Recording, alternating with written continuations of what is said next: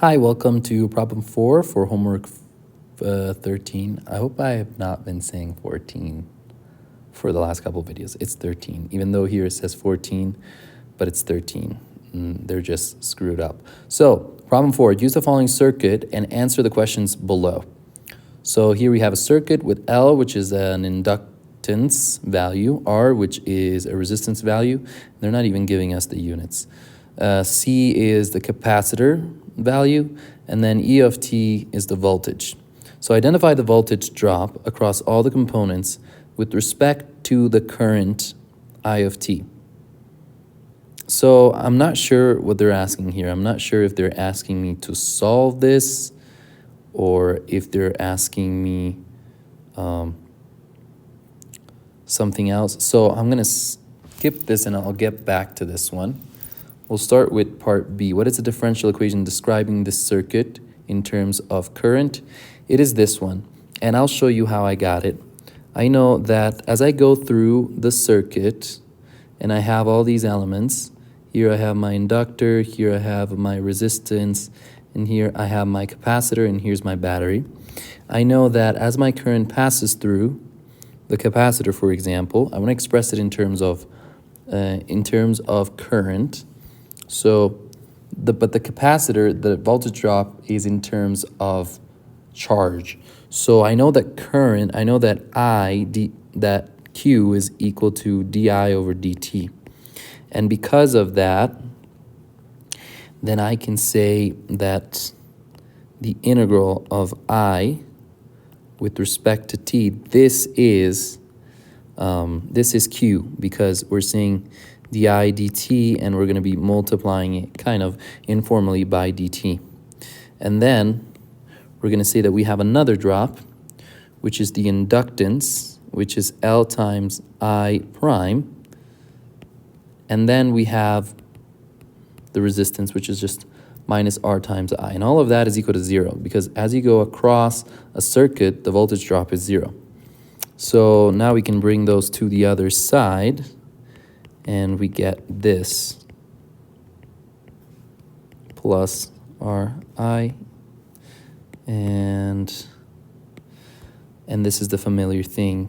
Now if we substitute the values in, you get what I got right here. Okay, so that was part B. Now if we remove the capacitor, what is the function for current flowing through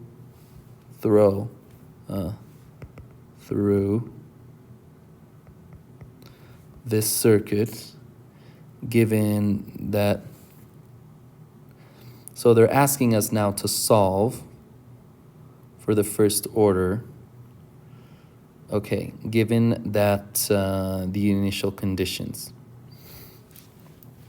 And they're saying if we remove the capacitor, so there's no capacitor, we're removing this term. So now we're going to have what? We're going to have 25i minus 50i, 25i prime minus 50i, and then we have 25 cosine of 100. Sorry, was that 25? Yeah. 25 cosine of 100 times t. Okay, so now that we have this, what we do is we want to solve, and they're giving us the initial conditions. So we'll use Laplace. So let's use Laplace here. What are we going to get?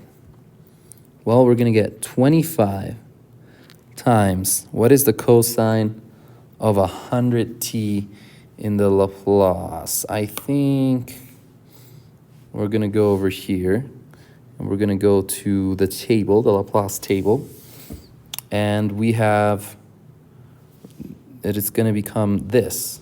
So s over s squared plus k squared.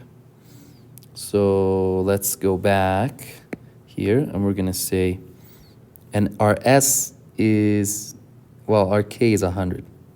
So we're going to have 25 times s over s squared. I already forgot what it was. S over s squared plus k squared. So plus 100,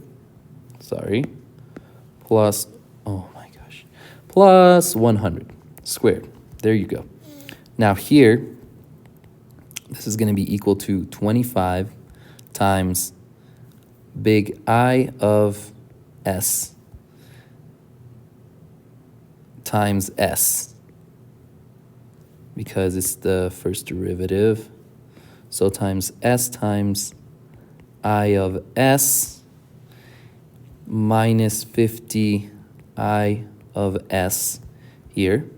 And we're not going to have anything else because all the initial conditions are 0. So that's kind of nice. Thank you for playing it nice. And now we're going to factor out the I of s. So we're going to get I of s here. And that's going to be equal to 25 times s. So here we're going to have 25 times s divided by s squared plus 100 squared. And all of this needs to be divided by 1 over the 25 times s minus 50. 25 times s minus 50. So now we want the partial fractions of this. So we'll go over to MATLAB. Then once we have those partial fractions, we can take the inverse Laplace and we should get a solution which we'll write right here. And then by that time, hopefully I understand what they were actually asking for part A. But we'll see. I'll see you there.